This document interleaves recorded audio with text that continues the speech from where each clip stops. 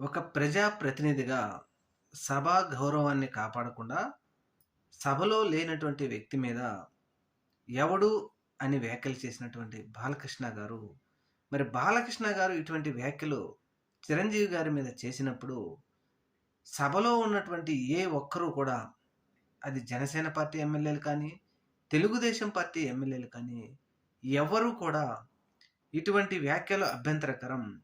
ఈ వ్యాఖ్యలు శాసనసభ రికార్డుల్లో నుంచి తొలగించండి అని చెప్పేసి ఎవ్వరూ కూడా అడగలేదు. అందరి వాడైనటువంటి చిరంజీవి గారిని ఒంటరివాడు చేయాలనుకుంటున్నారా? ఏమనుకోని మీరు ఇటువంటి వ్యాఖ్యలు చేశారు?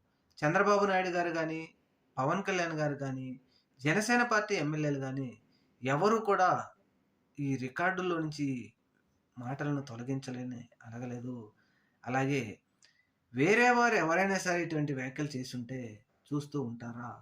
ఇది ముమ్మాటికి పొరపాటే అంటూ ప్రొఫెసర్ నాగేశ్వర గారు సంచలనమైన వ్యాఖ్యలు చేశారు.